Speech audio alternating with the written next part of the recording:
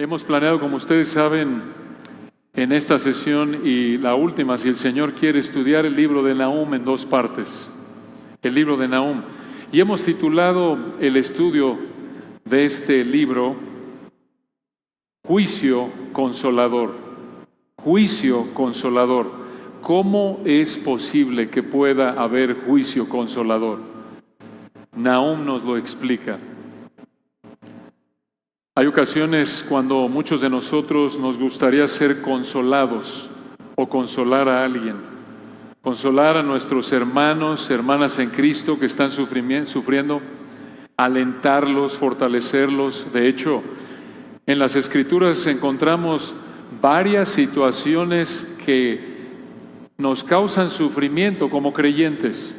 Por ejemplo, la enfermedad, dificultades financieras, el pecado en la iglesia, el pecado en aquellos que están más cercanos a ti, el pecado en aquellos que tienen autoridad sobre ti, como el pecado del gobierno, el pecado de tus padres, el pecado de tu marido, el pecado de tu jefe en el trabajo, el pecado de tus pastores, el pecado de tus maestros en la escuela. También podemos sufrir debido a tentaciones continuas que enfrentamos o porque seguimos cayendo en los mismos pecados, seguimos cediendo a las mismas tentaciones y pecando de la misma manera. También podemos sufrir debido a traiciones, acusaciones falsas, persecución, la muerte de un hijo, un ser querido. Todos estos son ilustraciones que vemos en las Escrituras de causas de sufrimiento para creyentes. Y en situaciones así, ¿cómo podemos como cristianos ser consolados y consolar a otros cristianos? El libro de Nahum nos da la respuesta. Conforme estudiamos Nahum, queremos que entiendan y recuerden una verdad. Aquí tienen resumido el contenido y la aplicación primordial del libro de Nahum para tu vida. Esto te ayuda, esperamos sea un favor por si en unos minutos te echas un coyotito santo y te desconectas de la predicación para que no se te olvide de qué estamos hablando. Podemos resumir el libro de Nahum en una frase. Aquí está el contenido de Nahum, de qué trata y cómo lo aplicas a tu vida. Escucha, como cristiano, el Señor te consuela primordialmente mediante tu sumisión a sus perfecciones, como son reveladas en la Biblia. Lo repetimos, como cristiano, el Señor te consuela primordialmente mediante tu sumisión a sus perfecciones, como son reveladas en la Biblia. Una vez más, de nuevo, esto es desde el punto de vista humano. Claro que el Señor usa el Espíritu. Sin Él es imposible. Como cristiano, esto resume el contenido y la aplicación primordial del libro de Nahum. Como cristiano, el Señor te consuela primordialmente mediante tu sumisión a sus perfecciones, como son reveladas en la Biblia. Nahum es un almacén potente de verdad. Está repleto de teología y por lo tanto de aplicaciones prácticas para nuestras vidas. En términos modernos, es como si Nahum presenta a nuestro Señor en ultra alta definición. Si el Señor quiere, entonces vamos a planeamos cubrir Nahum en dos partes, pero si quieren estudiar Nahum en mayor profundidad, los aliento a que escuchen 6 sermones que los pastores Abner Chau, Joe Sakevich y el hermano Chris Burnett, los tres sirven en un grupo de comunión como una escuela dominical grande allí en Grace. Y estos sermones los encuentran ahí en la página de gracechurch.org, gracechurch.org. Si les interesa, luego les doy los datos. Sus sermones han sido uno de los recursos, de las herramientas más útiles que he usado como parte de este estudio de Nahum.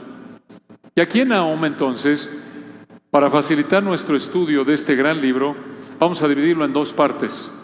Aquí en Nahum vemos dos maneras en las que el Señor consoló a Israel para que tú puedas encontrar consuelo viviendo en la Ciudad de México.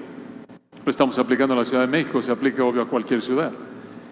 Dos maneras en las que el Señor consoló a Israel para que puedas encontrar consuelo al vivir en mi ciudad, como dice la canción. Primera manera, al describir sus perfecciones. Esto lo vemos en el capítulo 1, versículos 1 al 8. Y en segundo lugar, segunda manera, al demostrar sus perfecciones. Esto lo vemos en Nahum 1, 9 al capítulo 3. Lo repito, dos maneras en las que el Señor consoló a Israel para que tú puedas encontrar consuelo al vivir en la Ciudad de México. Primera manera, de dos, al describir sus perfecciones. Segunda manera, al demostrar sus perfecciones. Veamos la primera. Observen cómo el Señor te consuela mediante el juicio al describir sus perfecciones. Al describir sus perfecciones. Véanlo aquí en Nahum 1, versículos 1 al 8. Nahum 1, versículos 1 al 8. Ahora, para que no se preocupen, nos vamos a tomar un poco más de tiempo en estos primeros 8 versículos. No va a ser proporcional el tiempo con el resto del libro, porque estos primeros 8 versículos de Nahum 1 toman más tiempo que explicar porque son el cimiento, la base del libro. Y vamos a leer y explicar Nahum conforme avanzamos versículo a versículo en nuestro estudio. Vean, el versículo 1 nos da el título del libro, Nahum 1:1. Profecía. ¿Qué significa eso? Esta palabra del hebreo se refiere a un mensaje serio con consecuencias serias. Eso es lo que significa aquí. Un mensaje serio con consecuencias serias. ¿Por qué? Porque habla del juicio mortal, versículo 1, sobre Nínive. ¿Dónde habíamos visto a Nínive? Nínive, esa ciudad a donde fue a predicar Jonás en el libro de Jonás. Nínive era la capital del imperio asirio. Nínive fue la Ciudad de México de la República Mexicana para nosotros. Nínive fue la capital de Asiria. Y Nínive estaba a más de 500 kilómetros al noreste, esto es arriba a la derecha de la tierra de Israel, en lo que hoy día es Irak. Y vean la última frase del versículo 1, Nahum 1:1. Libro. Esto es importante. Esa palabra libro significa que Nahum probablemente escribió esto antes de predicarlo, pero a Nahum no se le ocurrió este libro. No lo inventó. Versículo 1, vean de dónde salió. Nahum 1:1, libro de la visión. De la visión. Esto significa que el Señor reveló este mensaje a él y él cierra con su nombre al final del 1, de Nahum de Elcos. ¿Dónde estaba Elcos? Realmente no sabemos. Fuera del versículo 1 no sabemos nada acerca de Nahum, pero el Señor en su sabiduría, escuchen, escogió a este hombre cuyo nombre reflejaba parte del mensaje de Nahum. ¿Cómo? Bueno, el nombre Nahum significa consuelo, consuelo. Y en el libro de Nahum vemos que el Señor juzgaría a Nínive para consolar a Israel. E Israel realmente había sufrido mucho debido a los ninivitas, como lo vemos en 2 de Reyes capítulo 17, 18, 2 de Crónicas 33. Pero a partir de información histórica y de lo que vemos en el libro, sabemos que el Señor reveló este libro a Nahum alrededor del 663 antes de Cristo. 663 antes de Cristo. Y escuchen esto. Unos 100 años antes de Nahum, el Señor había enviado a Jonás a Nínive. ¿Y recuerdan? Nínive se arrepintió al escuchar la predicación de Jonás y el Señor en su gracia perdonó a los ninivitas. Pero aquí en Nahum estamos unos 100 años después de la generación que se arrepintió en el día de Jonás, y los 3 capítulos de Nahum nos muestran que esta generación de ninivitas en la época de Nahum habían rechazado la fe de los ninivitas de la generación de Jonás y se habían entregado al pecado. Qué triste es encontrar familias como los ninivitas, ¿no es cierto? En donde tienes a papás que son nacidos de nuevo, fieles, pero con frecuencia la siguiente generación, hijos o nietos, rechazan la verdad que se les ha enseñado. Como nos decían hace un momento nuestros hermanos de 1000 generaciones, eso es lo que ellos están procurando hacer, tratar de transmitir, facilitar el mandato bíblico que Dios da a los padres, de crear a los hijos en la disciplina y amonestación del Señor y orar porque el Señor en su gracia perpetúe, siga en su gracia, causando nacer de nuevo mediante su palabra a nuestros hijos, y ellos instruyan a nuestros nietos, y ellos instruyan a nuestros bisnietos, y el Señor los haga nacer de nuevo. Ese es el diseño del Señor. Pero es triste, es una realidad que puedes llegar a tener, como dice Ezequiel 18, padres, madres fieles que hacen lo que está de su parte, a pesar de su imperfección, exponen a sus hijos a la palabra de Dios, oran por ellos, se esfuerzan por vivir vidas de integridad, y los hijos escogen darle la espalda al Señor. Cada uno de nosotros tiene una responsabilidad individual delante del Señor. Nahum, hermanos, es un recordatorio poderoso aquí, que la fe de tus papás, tus abuelos, tus bisabuelos no garantiza tu fe. Aquí tienen la doctrina de la responsabilidad individual.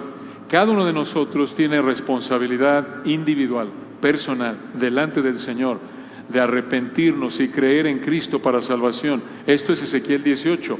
El alma que pecare, ésta morirá. Los padres no morirán por el pecado de los hijos, ni los hijos morirán por el pecado de los padres. Si tú no te arrepientes y crees en Cristo antes de morir, no importa que tu tatarabuelito haya sido el apóstol Pablo, tú vas a terminar en el infierno eterno debido a tu pecado, aunque tus padres hubieran sido creyentes fieles. Vean de nuevo la última frase de Nahum 1:1. Dice aquí el texto de Nahum 1:1, el libro de la visión o el mensaje que Dios reveló de Nahum. Esta es la visión que Dios le dio a Nahum. Vean aquí, hermanos, aquí hay una verdad importante. Escuchen, Dios habla. Dios habla. Vean de nuevo la frase al final del 1, de la visión, libro de la visión de Nahum. Escuchen, hermanos, Dios habla a través de este libro de Nahum. Lo explicó Lucas, recuerdan, en estas sesiones. Todo esto que vemos en Nahum, toda la Biblia es igual, toda la Escritura es inspirada por Dios. Dios habla a través de su palabra porque toda la Escritura es inspirada por Dios. ¿Quieres oír a Dios hablar? Entonces abre las Escrituras y entiéndelas correctamente. Así es como Dios habla. ¿Quieres oír a Dios hablar? Entonces entiende la intención autoral, entiende la intención del autor, qué es lo que el Espíritu Santo quiso decirle a la audiencia original en esa parte específica de las Escrituras que estás estudiando. Y algo importante aquí, así como Dios lo hizo con varias naciones, en muchos pasajes, por ejemplo, como en Isaías capítulos 13 al 24, aquí Él escribió Nahum como si Nínive fuera a escuchar este libro. Pero en ningún lugar en el libro de Nahum el Señor le mandó a Nahum que le llevara este mensaje a Nínive. No lo hizo como Jonás. ¿Recuerdan? Con Jonás le dijo, ve y predica. No, aquí no le dijo eso. Entonces, ¿cómo? Dices tú, ¿cómo? El libro de Nahum trata de Nínive, pero ¿por qué Dios no le dijo a Nahum que fuera a predicarle a Nínive? Porque en esta ocasión el libro de Nahum era para el beneficio de Israel. Trata acerca del juicio contra Nínive, pero esto es para el beneficio de Israel. Y así como el resto de la Escritura, de nuevo, es útil para enseñar, redarguir, corregir, instruir en justicia. Sus verdades también son para el beneficio de todo creyente a lo largo de la historia, incluyéndonos a nosotros. Y rápidamente, antes de entrar al versículo 2, en hebreo, escuchen esto, en Nahum 1, 2 al 8, en hebreo tenemos frases en orden que comienzan con 10 de las primeras 11 letras del alfabeto hebreo. Lo repito, en Nahum 1, 2 al 8, si ustedes vieran el texto en hebreo, encontramos frases en orden que comienzan con 10 de las primeras 11 letras del alfabeto hebreo. ¿Por qué? ¿Por qué hizo esto el Espíritu Santo? Podría ser que debido a que este es un pasaje tan importante, habría sido fácil para los israelitas memorizarse esto para que pudieran ser consolados por esta descripción tan rica de nuestro Señor. Recuerden, lo explicamos ayer, en ese entonces los materiales de escritura eran sumamente caros y la gente no tenía acceso a las escrituras. Esto era de memoria, esto les ayuda a entender por qué en tantas partes de las escrituras se repiten tantas cosas. Porque la gente oía, así aprendía y tenía que recordar. Ahora, también podría ser esto de que, de nuevo, estos versículos 2 al 8 incluyen frases en orden en hebreo que comienzan con 10 de las primeras 11 letras del alfabeto hebreo. También podría ser, esta podría ser otra razón, como lo dice el pastor Joe Sakevich, que el alfabeto incompleto ilustra que el juicio del Señor vendría de manera inesperada y no dejaría rastro de Nínive. Es posible, no lo sabemos porque el texto no lo dice de manera explícita. Pero estos versículos 2 al 8, hermanos, son un pasaje increíble porque el Espíritu Santo aquí escoge estas perfecciones, estos atributos, estas cualidades de nuestro Señor para enfatizar el consuelo del Señor para Israel a través del juicio de Nínive. Aquí tienen ustedes un gran pasaje para memorizar. Nahum 1, 2 al 8. Este es un gran texto para memorizar, para fortalecerte, para consolarte, especialmente cuando estás sufriendo. Véanlo, Nahum 1, 2. Jehová es Dios celoso y vengador. Una pausa ahí. ¿Celoso? ¿Dios es celoso? Sí. Pero esto significa que Él protege todo lo que le pertenece a Él, como lo dice alguien. Porque Él ama a Israel. Debido a que el Señor ama a Israel, Él estaba determinado a tomar acción en contra de Nínive, porque Nínive había afligido a Israel. Y escuchar esto, para los israelitas que habrían escuchado esto por primera vez cuando Nínive los había puesto como lazo de cochino, por así decirlo, habrían sufrido mucho. Escuchar esto los habría consolado al mostrarles que Dios tomaba con mucha seriedad lo que Nínive les hizo a Israel. Y escuchen, hermanos, esto nos consuela. No somos la nación de Israel, pero también se aplica a nosotros como su iglesia, como debido a que el Señor es celoso por los suyos, aquellos que nos guían, aquellos que nos incitan, aquellos que nos tientan a pecar a nosotros los creyentes o nos atacan, provocan a nuestro Señor a celos y se exponen a su juicio, como lo vemos en Apocalipsis capítulos 1 al 3. Vean el versículo 2 de nuevo, Nahum 1, 2.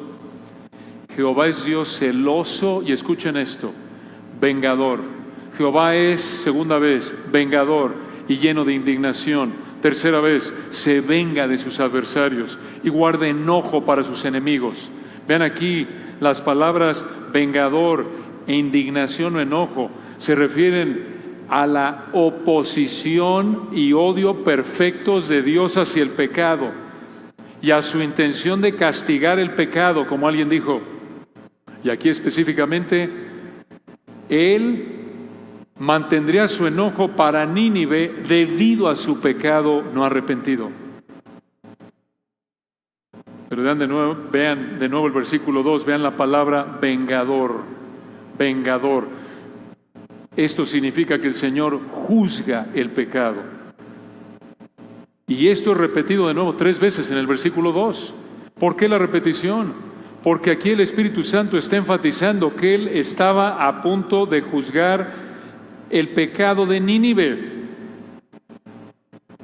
¿Se acuerdan de Jonás ayer y antier? Esto es exactamente lo que Jonás quería escuchar, como alguien dijo. Pero Jonás estaba pecando en su actitud vengativa hacia Nínive. Ahora, el hecho de que Nahum 1:2 muestra que el Señor es vengador y lleno de indignación hacia pecadores, debería haber consolado a Israel. Dices tú, ¿cómo? ¿Cómo? Eso se oye cruel. No, escuchen, porque su Dios, Yahweh, Jehová, vengaría a Israel al juzgar a Nínive. Y recuerden que Nínive había provocado la ira de Dios al afligir a Israel. ¿Te gustan los Vengadores de Marvel? ¿La película de los Vengadores? Bueno, eso es solo una película, pero este vengador, Yahweh, es el único vengador perfecto y real. Y escucha, Él está de nuestro lado. ¿Cómo pasó eso? Como creyentes, Él vengó nuestro pecado en la cruz cuando éramos sus enemigos, Romanos 5:10. Y Él es el único que tiene la autoridad de vengar el pecado, no nosotros. Mía es la venganza, dice el Señor.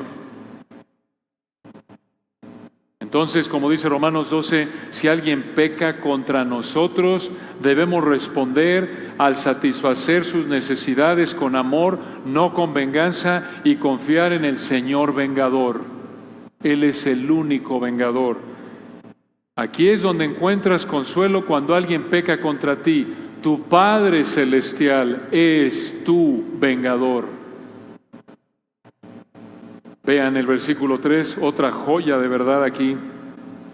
Vean Jonás, estoy pensando en Jonás, pero es Nahum 1:3. Jehová es tardo para la ira. ¿Recuerdan eso? Lo vimos también ayer. Esto significa que Él es paciente. El enojo que vemos en el versículo 2 es tardo o lento para ser demostrado en juicio. Digo, los ninivitas son un ejemplo de esto. Como lo vamos a ver si el Señor quiere en Nahum, estaban pecando tanto que el Señor pudo haberlos juzgado antes, tenía todo el derecho de hacerlo. Pero recuerden, hermanos, si el Señor no fuera tardo para la ira, todos nosotros estaremos en el infierno. Su paciencia verdaderamente nos consuela. Pero vean en el versículo 3 la siguiente descripción de nuestro Señor Yahweh, nuestro amado Señor Jesucristo. Nahum 1:3, siguiente frase: y grande en poder.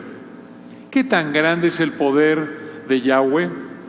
Según Nahum, su poder es tan grande que Él podía convertir en polvo a la ciudad mejor protegida de la nación más poderosa en esa época, Nínive. Esto habría consolado a Israel al recordarles que Nínive no era un rival en absoluto para el todopoderoso Yahweh, el Dios fiel, su Dios. No importa lo que tú como cristiano estés enfrentando, escucha, nuestro Señor es tan grande en poder que nada jamás va a ser un rival, un estorbo para los propósitos de nuestro Señor. Escuchen, en tan solo 2 versículos, Nahum 1, 2 y 3, el Señor usa el nombre Yahweh, en hebreo traducido Jehová. El Señor, en tan solo 2 versículos, Nahum 1, 2 y 3, el Señor usa el nombre Yahweh 5 veces. 5 veces, Jehová, Jehová, Jehová, Jehová, Jehová, Yahweh. ¿Por qué? ¿Por qué la repetición? Para enfatizar que Él es fiel para cumplir su palabra. Él es fiel para cumplir su palabra, incluso cuando Israel había sufrido tanto por manos de los ninivitas. Esto habría consolado a Israel, y es lo mismo con nosotros. Nuestro Señor fiel siempre va a cumplir su palabra, incluso cuando nuestros sentimientos cambian, cuando nuestras circunstancias cambian. Aquí hay otra perfección maravillosa de nuestro Señor, versículo 3 al final, Nahum 1:3. y no tendrá por inocente al culpable. En otras palabras, Él es perfectamente justo. Perfectamente justo. El Señor había revelado esto muchos siglos antes de Nahum, en los 10 mandamientos, en Éxodo 27, pero aquí en Nahum el Señor iba a demostrarlo hacia los ninivitas, debido a que Nínive era culpable. Yahweh, Jehová, el Señor Jesucristo, no podía tenerlos por inocentes. En otras palabras, no podía dejarlos sin castigarlos. E Israel podía encontrar consuelo en esta realidad maravillosa, y nosotros también. Escucha, el Señor jamás va a dejar a una persona culpable sin ser castigada. Incluso si aquellos que tienen la autoridad de castigar al culpable dejan al culpable sin ser castigado, y tú y muchos otros están sufriendo por el pecado de los culpables impunes, por el pecado de los culpables que no han sido castigados correctamente, vendrá un día cuando el Señor Jesucristo juzgará. ¿Por qué? Porque Él es justicia perfecta. Él es el juez perfecto. Y Él, versículo 3, jamás tendrá por inocente al culpable. Vean, al final del versículo 3, aquí hay un ejemplo de cuán grande es su poder sobre su creación. Nahum 1:3, Jehová marcha en la tempestad y el torbellino. La idea aquí es que el Señor controla a los vientos más poderosos, versículo 3 al final, y las nubes son el polvo de sus pies. Esta es una manera figurada de decir que Él es mucho, mucho más poderoso que su creación. Piénsalo. Los huracanes colosales que vemos en una imagen satelital, sea huracán de categoría 5, no importa, son como polvo debajo de sus pies. ¿Cómo es el polvo para nosotros? El polvo debajo de nuestros pies es insignificante, extremadamente pequeño. Muchas veces ni lo vemos. Solo nuestras esposas lo ven. Así es como las nubes son para el Señor, como si Él estuviera pisando sobre ellas. Vean también versículo 4, su poder sobre una parte esencial de su creación. Nahum 1:4, Él amenaza el mar y lo hace secar, como lo hizo, recuerdan, con el mar rojo en el Éxodo, versículo 4, y agosta todos los ríos, como lo hizo en Josué, o cuando no manda lluvia. Versículo 4 al final, Basán fue destruido, y el Carmelo y la flor del Líbano fue destruida. Todos estos lugares fructíferos en Israel, como lo es todo rincón del planeta de su creación, están bajo el control y el poder de nuestro Señor, y cuando Él quiere, Él puede detener lo fructífero que son, lo bello que son. Y vean el versículo 5, vean su poder sobre los elementos más fuertes de la superficie de la tierra. Nahum 1:5, los montes tiemblan delante de Él. La idea aquí es que Él causa los terremotos, haciendo que los montes, las montañas se sacudan. Versículo 5 continúa, y los collados se derriten. Esto significa que los terremotos destruyen los montes. De manera figurada lo dice, versículo 5 al final, la tierra, escuchen esto, la tierra se conmueve a su presencia y el mundo y todos los que en él habitan. Hermanos, la idea aquí es esta, es como si el Señor sacudiera la tierra como un mantel. Cuando acabes de comer y tú, hermana, o le dices a tu hermano, tu esposo, hazme el favor, échame la mano, mi amor, quítale las migajas, ¿no? Tomas el mantel, lo sacudes. Esperamos que afuera, no en el comedor, porque si no te metes en problemas con tu esposa. Pero esa es la idea, hermanos, que el Señor es tan poderoso que es como si nada más toma el mantel de migajas y lo sacude para deshacerse de las migajas y todo está temblando. Vean el versículo 6, este poder abrumador lleva a dos preguntas. Nahum 1:6. 1, ¿quién permanecerá delante de su ira? Y 2, ¿quién quedará en pie en el ardor de su enojo? ¿Cuál es la respuesta? Nadie. Nínive no podría soportar, no podría aguantar el juicio del Señor. Hermanos, la idea aquí es como un boxeador que ha sido noqueado y está en el suelo y no tiene fuerza para levantarse.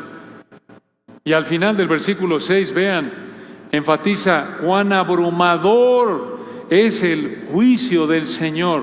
Nahum 1:6 al final. Su ira se derrama como fuego y por él se hienden las peñas. En otras palabras, nada, escuchen, absolutamente nada puede sobrevivir cuando el soberano Señor juzga.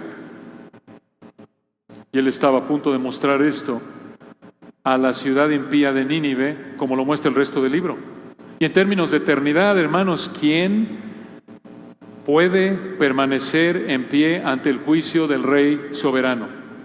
¿Quién puede? Solo una persona, el soberano mismo. ¿Quién puede soportar? ¿Quién puede quedar en pie en el ardor de su enojo? Solo Yahweh encarnado, solo Cristo en la cruz. Y por lo tanto, solo si estamos en Cristo podemos evitar el juicio que merecemos debido a nuestro pecado. Por eso recuerden las últimas 3 horas en la cruz, el Padre derramó la totalidad de su ira contra el pecado que Cristo estaba cargando, la infinidad, la eternidad de tormento que todos los creyentes merecemos, la recibió, la absorbió el Señor en las últimas 3 horas en la cruz. ¿Cómo pudo haber hecho eso? Porque Él es el eterno, el Padre eterno. Solo Él puede permanecer en pie ante su ira. Esa es la idea del versículo 6, hermanos. Nadie puede permanecer en pie, solo Cristo mismo. Por eso, o estás en Cristo y Yahweh, el Señor, ha derramado la furia de su ira contra lo que merece tu pecado en Cristo, o lo vas a enfrentar en una eternidad de tormentos si mueres sin haberte arrepentido y creído en Él. Porque recuerda, no tendrá por inocente al culpable. El juez perfecto no puede dejar ni un pecado sin ser juzgado. O lo juzgó para los creyentes en Cristo, o lo va a juzgar en el infierno eterno para los que mueren sin Cristo.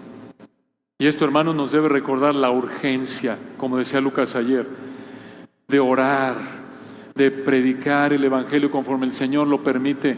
Porque, hermanos, recuerden, de nada aprovechará el hombre si ganare todo el mundo y perdiere su alma.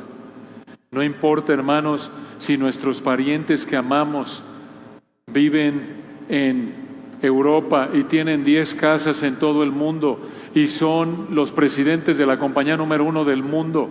No importa si comen con Elon Musk ahí, el de Tesla, y son los más educados y los mejor vestidos y los más respetables. El que tiene al Hijo tiene la vida, el que no tiene al Hijo de Dios no tiene la vida. Y escucha de nuevo versículo 6, nadie permanecerá delante de su ira, nadie quedará en pie en el ardor de su enojo. No importa todos los méritos humanos terrenales que tenga la persona. Esto es lo más serio, lo más importante en la vida y la eternidad. Ser liberados de la ira del vengador. Esto nos debe recordar, hermanos, nos debe motivar a ordenar nuestras prioridades. A veces nos estamos molestando, peleando por tonterías. Esto es lo que importa. Esto es lo que importa. Como lo ilustraba Josías en una predicación hace unos meses, decía, oye, si tan solo recordaras que el que se te cerró en el carro y te dijo una majadería, obvio, la tentación humana de todos es enojarse pecaminosamente y decir y querérsela devolver. Pero él nos recordaba como una ilustración de aplicación, recuerda, imagínate que si esa persona que hizo eso contra ti no es cristiana y Dios le quita la vida sin ser cristiana, va a terminar en el infierno. ¿Cómo cambiaría nuestra actitud hacia aquellos que pecan contra nosotros, en particular incrédulos, aunque nos traten mal, aunque sean groseros, en el súper, en la tienda, en la oficina de gobierno? Si recuerdas con esta perspectiva, esta persona si no es salva y si Dios le quita la vida en esta condición, va al infierno. ¿nos enojaríamos pecaminosamente como muchas veces lo hacemos? Probablemente no. Pero vean esto, hermanos, en Nahum 1 es como si en los versículos 2 al 6 hemos atravesado por en medio del huracán de la ira de Dios. Y en el versículo 7, tan solo por un momento, llegamos al ojo del huracán y está en calma. Y hermanos, vean ustedes la perfección de la mente de nuestro Señor. A veces somos propensos a enfocarnos, como lo decía Lucas también anoche, tenemos la tendencia de enfocarnos en una perfección del Señor a expensas de otra. Pero ese es un entendimiento equivocado de nuestro Señor. Y Nahum muestra eso. Observen aquí cómo después de que Nahum ha hablado de estas perfecciones, vean cómo nuestro Señor nos da un vistazo, un panorama completo, aunque abreviado, de sus perfecciones. Porque ya vimos que Yahweh, nuestro Señor, el Señor Jesucristo, no solo es celoso, vengador, paciente, fiel, justo, poderoso, sino también, vean esto, versículo 7. Jehová es bueno, punto. Qué hermoso. Y Él no puede hacer nada mal, nada equivocado, ni algo que no sea amable. Vean la perfección de nuestro Señor. Después de que nos descargó, por así decirlo, y nos deja temblando, que es celoso, vengador, paciente, fiel, justo, poderoso, puedes verte tentado a pensar, hombre, este es un monstruo de Dios. No. Versículo 7, es bueno. Es bueno. ¿Escuchaste eso? Jehová es bueno. Y por lo tanto, entonces, escucha, incluso su ira que acabamos de ver en los versículos 2 al 6 muestra su bondad. Él jamás ha estado mal en algo, jamás se ha equivocado, jamás ha hecho algo que no sea bueno. Él no estuvo mal en juzgar a Nínive, Él jamás puede estar mal en todo lo que hace en tu vida y en la vida de toda persona. Pero su juicio en contra de Nínive también mostraría su bondad en este sentido. En el sentido de que su juicio detendría a Nínive de afligir a Israel y a más personas, como lo vemos en el resto de Nahum. Y vean el final del versículo 7. Aquí encontramos otra demostración de su bondad. Jehová es, versículo 7, bueno, fortalece en el día de la angustia y conoce a los que en Él confían. ¡Qué maravilla! Por eso decimos, es como estar en el ojo del huracán. Acabamos de pasar por la ira y es impresionante y de repente un momento de quietud. Jehová es bueno. Versículo 7, fortalece en el día de la angustia y conoce a los que en Él confían. ¿Qué significa esto? Escucha, que Él libra de juicio a los que se someten a Él. Que Él libra de juicio a los que se someten a Él. Estos son creyentes verdaderos. Él, dice ahí en el versículo 7, los conoce. Los conoce. Esto significa que tiene una relación íntima con ellos. Este versículo 7 habría consolado a esos israelitas que oyeron esto por primera vez, que eran creyentes verdaderos. Y lo mismo para nosotros, hermanos. Si somos creyentes verdaderos, no es porque somos buenos que Él nos libera del juicio eterno del infierno que merecemos por nuestro pecado. Es solo versículo 7, porque Él es bueno.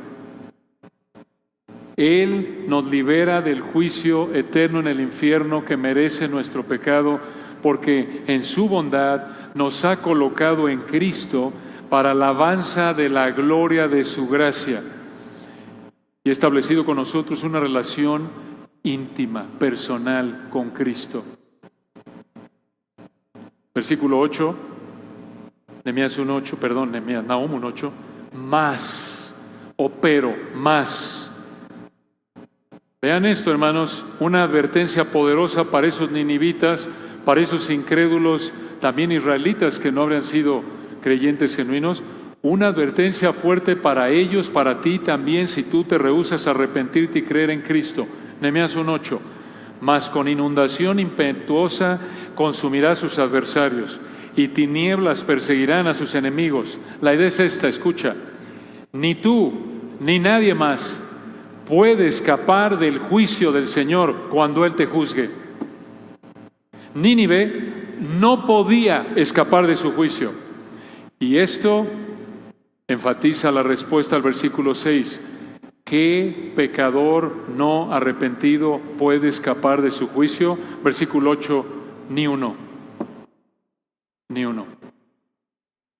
Hace unos meses atrás, como muchos de ustedes, encontramos una fila de hormigas ahí en la cocina y comenzamos con la operación Aplasta Hormigas. Ya saben, toda la familia, ven, ayúdame. Y tratamos ahí de aplastarlas a todos con los dedos, ¿no? Digo, pensamos que sacamos la artillería pesada, somos cinco personas en la casa. Entonces imagínense, 10 por 5, 50 dedos ahí con todo, matando hormigas por todos lados. Tratamos de aplastarlas a todas, pero varias de ellas escaparon. Esto no pasa con nuestro Señor. Cuando Él juzga a pecadores no arrepentidos, ni uno escapa, ni uno. Esa es la idea del versículo 8. Y el juicio contra Nínive muestra esto. Recuerden, hermanos, en el cielo no va a haber uno que no debe estar ahí y el Señor diga, híjole, se me fue este hombre. ¿Qué haces aquí, compadre? Tú debes estar en el lago de fuego eterno. No, hermanos, ni uno. Esa es la idea del versículo 8. Y esto, hermanos, habría consolado a los israelitas que oyeron esto. ¿Por qué?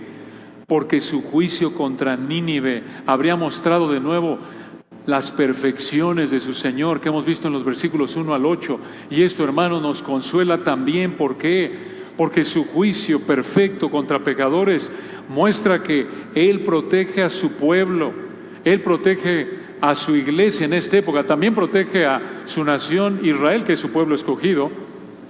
Pero Él, escuchen, su juicio contra pecadores muestra que Él protege a su pueblo y Él odia y venga el pecado. Su juicio contra pecadores muestra también que Él es paciente, que Él es perfectamente justo, que Él es bueno, que Él es tan poderoso, que cuando Él juzga pecadores no arrepentidos, ni uno de ellos puede escapar. Ni uno de ellos. Entonces recuerden que estamos viendo dos maneras en las que el Señor consuela a Israel para que puedas encontrar consuelo al vivir en la Ciudad de México. Acabamos de ver la primera manera al describir sus perfecciones aquí en Nahum 1, 1 al 8. Comencemos con la segunda, unos minutos nada más, al demostrar sus perfecciones. No solo el Señor consuela a Israel para que también puedas encontrar consuelo al vivir en la Ciudad de México. No solo consuela uno al describir sus perfecciones, sino dos también al demostrar sus perfecciones.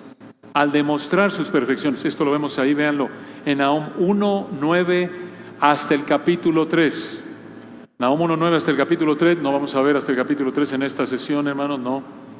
Vamos a aplicar la misericordia. Entonces, los versículos 2 al 8 en un sentido fueron solo como para calentar motores.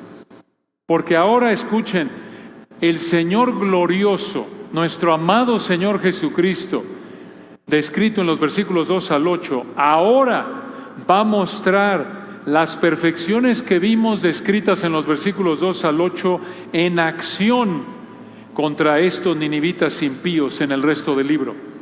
Y vean cómo empieza, Nahum 1:9. ¿Qué pensáis? Esto podría referirse a lo que Nínive planeó. ¿Qué pensáis contra Jehová? Aquí el Señor es como si le estuviera hablando a Nínive. ¿Qué pensáis contra Jehová? Él hará consumación. ¿Qué quiere decir eso? Mejor del hebreo, como lo dice una versión, Él hará destrucción completa.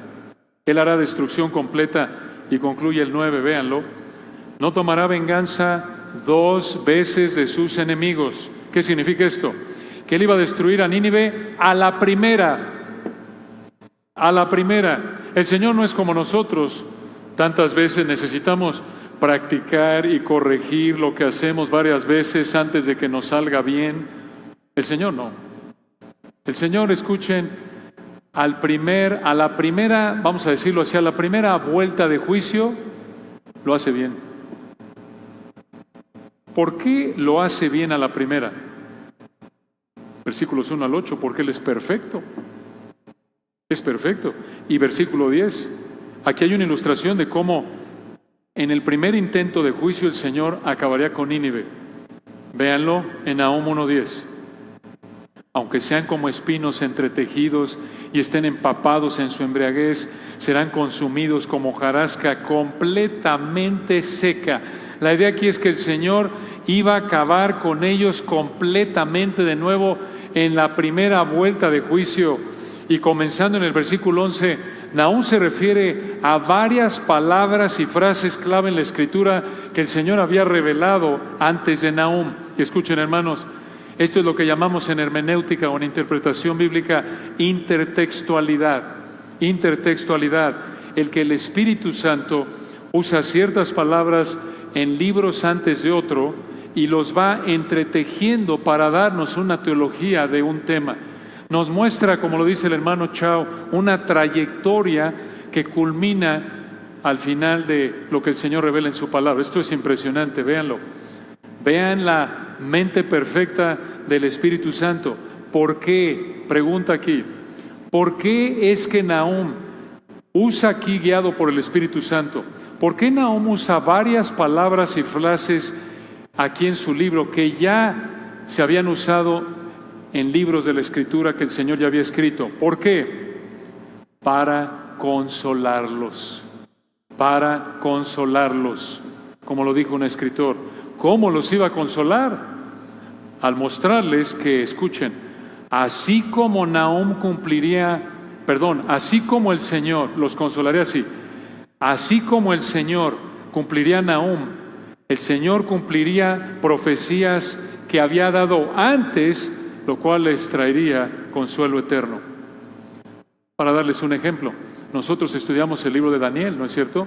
Y vemos cómo en Daniel, en la época de Daniel profetizó que después de Babilonia vendría, recuerdan, Medo-Persia, luego Grecia, luego Roma.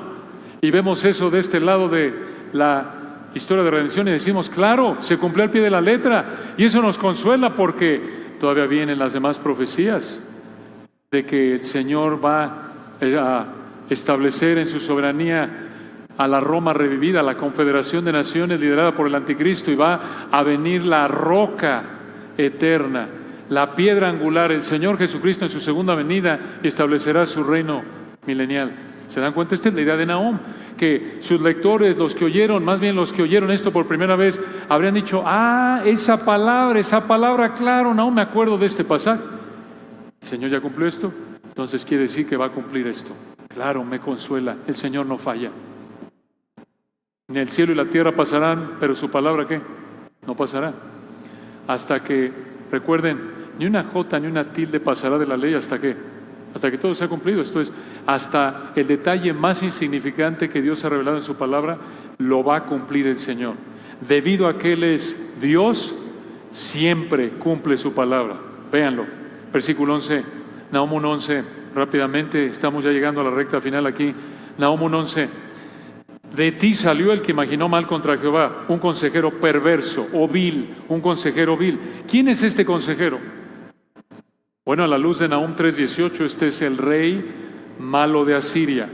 Esta frase, de hecho, véanla de nuevo al final del 11, consejero perverso o consejero vil, en el versículo 11, muestra que este hombre estaba bajo influencia satánica. Y esto es visto en la maldad extrema de Nínive que vemos en los capítulos 2 y 3. Pero escuchen, la palabra consejero habría llevado sus mentes de regreso al consejero mencionado antes en ¿qué libro? Isaías 9:6. Porque un niño nos es nacido, hijo nos es dado, y el principado sobre su hombro, y llamará su nombre admirable, ¿qué? Consejero. Consejero. Escuchen, Isaías 9:6, eso ahí estaba. Entonces, escuchen esto. El Señor juzgaría al consejero impío de Nínive, pero va a levantar al consejero maravilloso, que es el Dios fuerte, Padre eterno, príncipe de paz.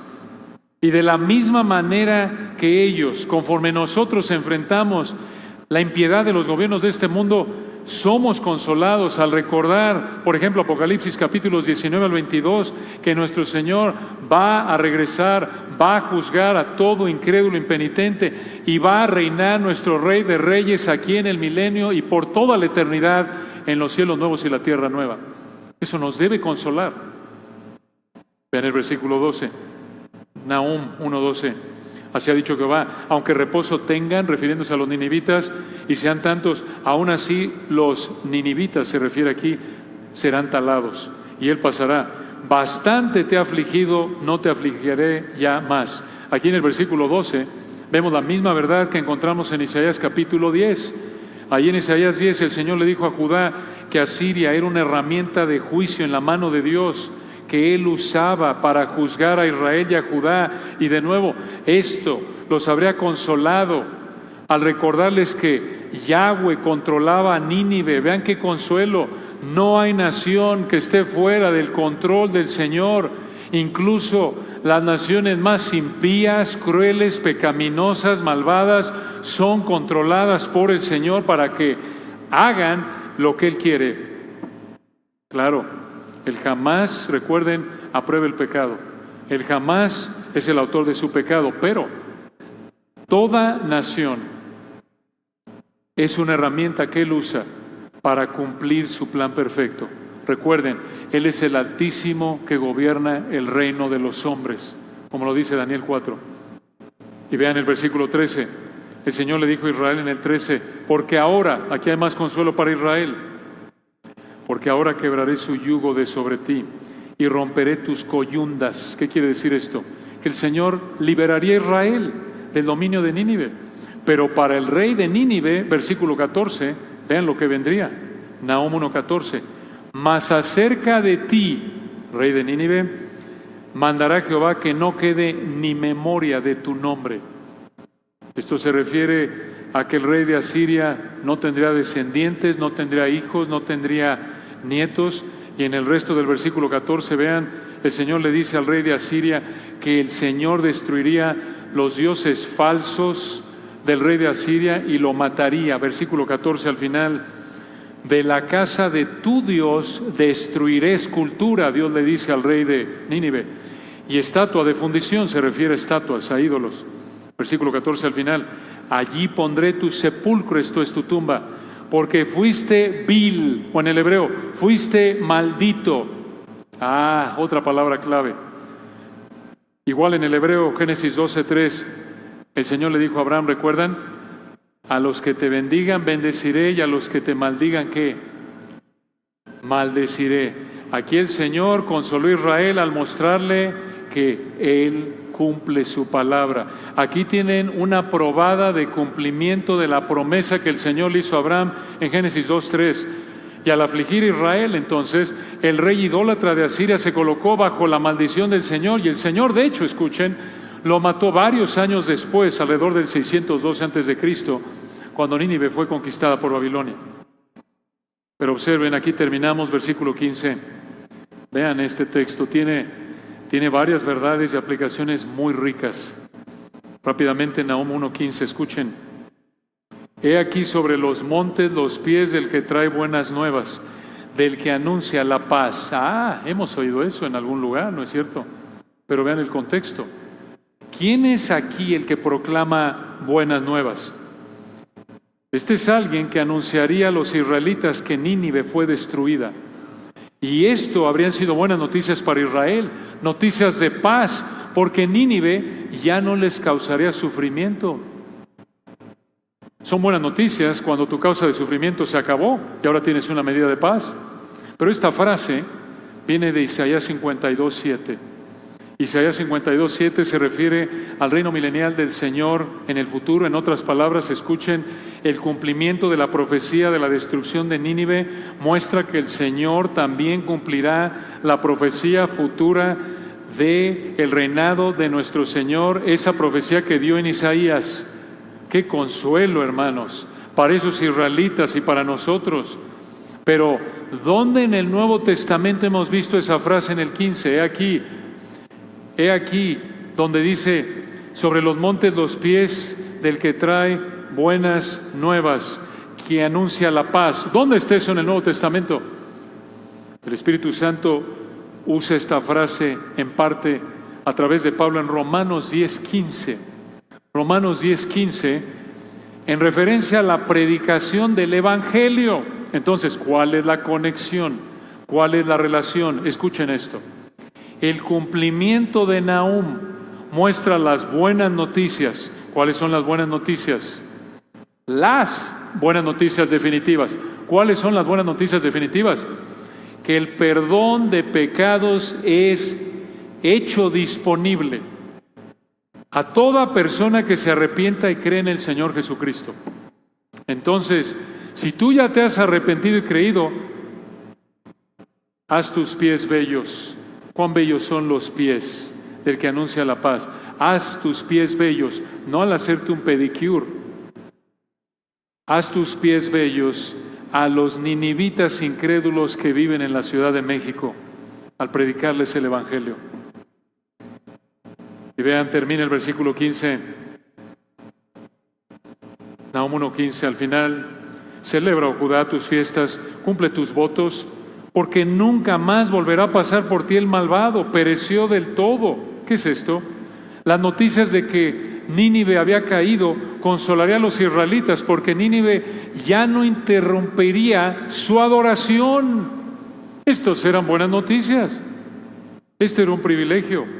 Entonces, necesitas consuelo por cómo el mundo en el que vivimos, la Ciudad de México, por cómo la Ciudad de México se ve como Nínive. Necesitas consuelo. Abre tu Biblia y recuerda quién es el Señor. Necesitas consuelo por cuántas personas el pecado destruye, por cuántas personas pecan y destruyen vidas y nadie los detiene aquí en la Ciudad de México y el mundo. Abre tu Biblia y recuerda que el Señor es el Dios celoso y vengador y de ningún modo dejará al culpable inocente. Necesitas consuelo porque estás teniendo dificultades con el contentamiento o la tristeza o el desaliento. Abre tu Biblia y recuerda que el Señor es el soberano poderoso. Recuerda que Él es bueno, Él es tu refugio. Y recuerda que así como Él cumplió Nahum a detalle, Él también cumplirá el resto de su palabra, porque Él es el Dios fiel. Oremos. Padre, gracias por tu palabra hermosa. Nos cautiva este texto hermoso. Nos deja sin palabras. Nos cautiva tu gloria, Señor. Solo tú, nadie es semejante a ti, como dice tu palabra. Solo tú eres el Dios vengador, de ira perfecta, paciente, bueno. Gracias, Señor, por haber perdonado nuestros pecados en Cristo, a los que nos has en tu gracia dado vida en Cristo. Oramos porque si alguien en esta mañana no te conoce, que tu Espíritu tome estas verdades y abra su entendimiento, le hagas entender la seriedad, el peligro extremo en el que vive si no te conoce. Horrenda cosa es caer en manos del Dios vivo. Y Padre, oramos también porque si algunos de nosotros estamos luchando con algunos pecados de diferentes maneras, sea ansiedad, amargura, enojo, diferentes tentaciones, avaricia, codicia, mentira, lo que sea, que estas verdades nos lleven a examinarnos, aun si somos creyentes genuinos, a confesar nuestro pecado, a arrepentirnos, a recordar que tú eres bueno, que confiemos en ti, que recordemos que jamás te equivocas. Danos entendimiento, te rogamos, Padre, de tu palabra maravillosa que revela tu gloria maravillosa. A ti damos la gloria a nuestro amado Señor Jesucristo. Amén.